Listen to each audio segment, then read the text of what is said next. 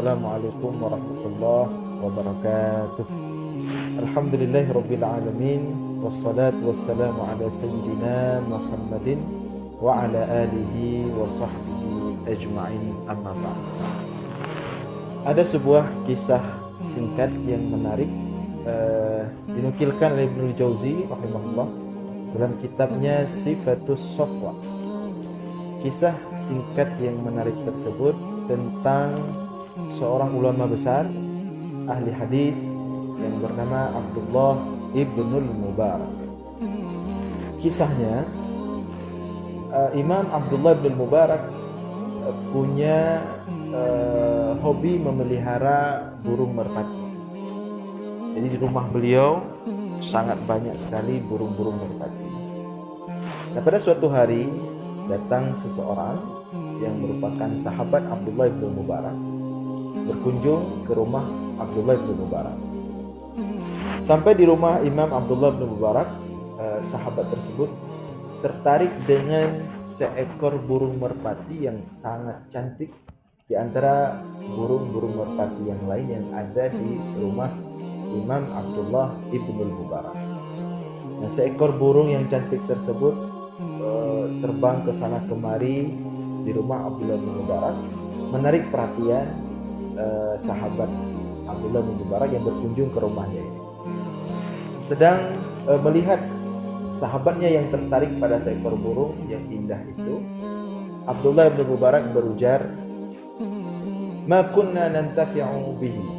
Kami tidak lagi tertarik dengan burung merpati tersebut, di mana sebelumnya kami sangat tertarik kepadanya dan kami banyak mengambil manfaat dari burung merpati yang indah itu, telurnya, anak-anaknya.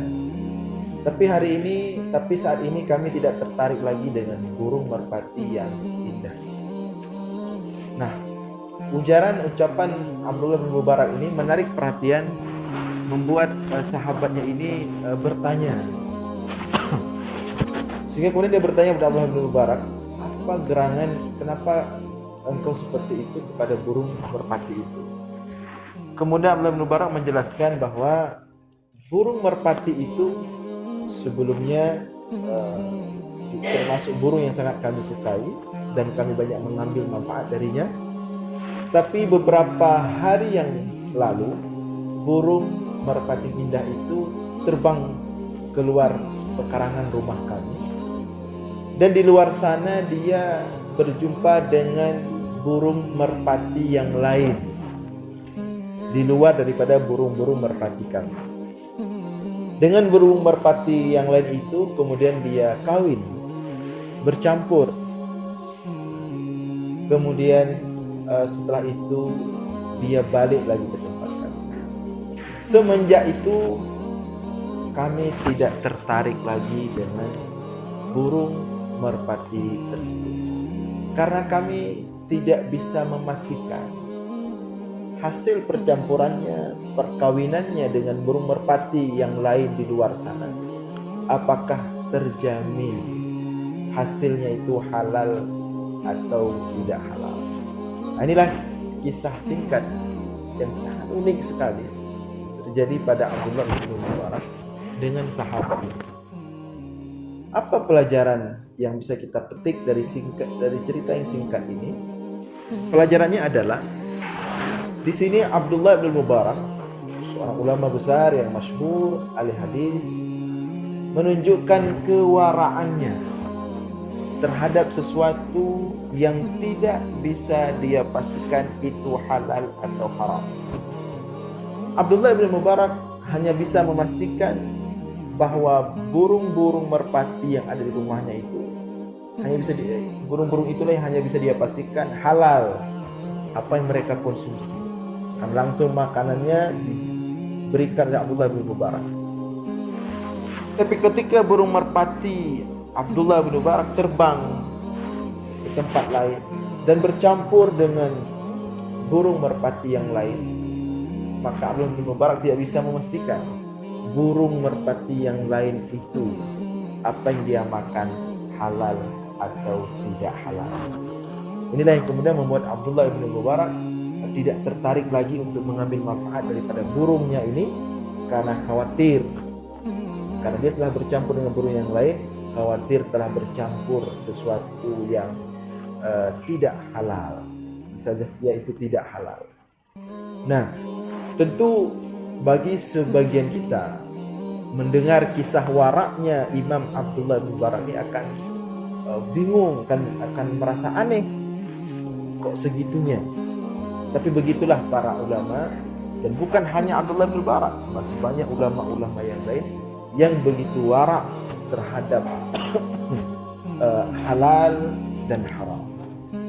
Dari sini kita belajar bahwa hendaklah kita berhati-hati dengan segala sesuatu yang masuk ke lambung kita, segala sesuatu yang masuk ke perut kita. Kita harus bisa memastikan apakah itu benar-benar halal atau itu haram.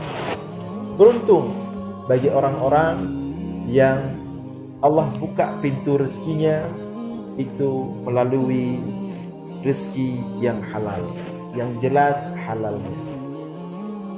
Dan berhati-hati untuk orang yang pintu rezekinya itu melalui jalur syubhat. Karena siapapun yang berdekatan dengan syubhat, maka dia diumpamakan oleh Rasulullah seperti orang yang berada di pinggir sumur. Sumur apa itu? Sumur neraka. Bisa saja dia selamat, tapi mengkhawatirkan karena dia terlalu dekat dengan sumur, dia bisa terjatuh dalam sumur tersebut. Dan bersiap-siap orang yang pintu rezekinya melalui jalur yang haram. Rasulullah katakan, kullu ma nabata min haram fannaru aula bih. Setiap sesuatu yang tumbuh dari, setiap daging yang tumbuh dari yang haram, maka neraka lebih layak baginya.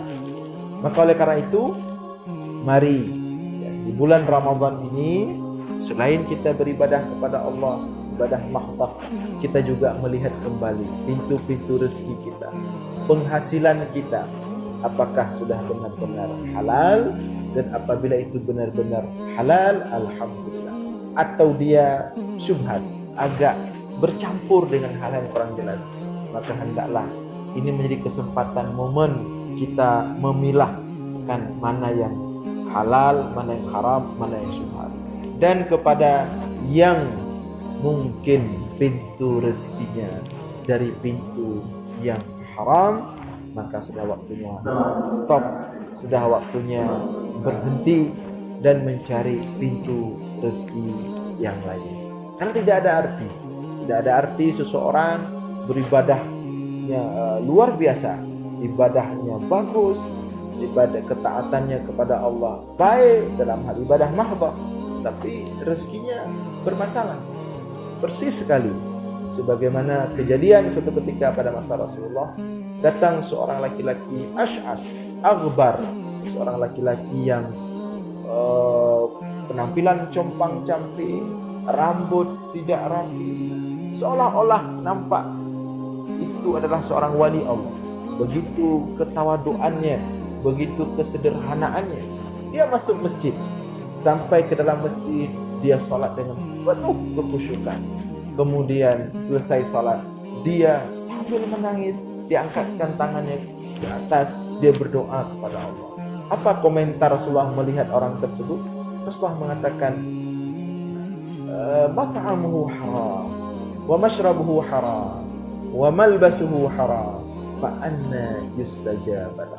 Sayang laki-laki itu, meskipun tampilannya kayak wali Allah, meskipun ibadahnya, salatnya khusyuk, meskipun nangis-nangis berdoa, tapi sangat disayangkan makanan yang dia makan sehari-hari dari hasil yang haram, minuman yang dia minum sehari-hari dari hasil yang haram, pakaian yang dia pakai dari hasil yang haram, ya. Fa anna yustajabalah, maka kapan, tidak mungkin, mustahil Allah akan mengabulkan doa orang tersebut. Jadi oleh karena itu tidak ada arti kita ibadah banyak sekali, ketaatan banyak sekali, kalau masih ada benda yang tidak halal atau haram yang masuk ke kita. Di bulan Ramadan, di bulan yang suci ini, maka di antara hal yang perlu kita benahi daripada kehidupan kita adalah mari kita lihat kembali penghasilan kita, apakah sudah benar-benar halal atau masih syubhat atau bahkan masih banyak di sana hal-hal yang bersifat haram. Demikian yang dapat kami sampaikan, mudah-mudahan ada manfaat. Aqulu qawli hadza wa astaghfirullah li wa lakum.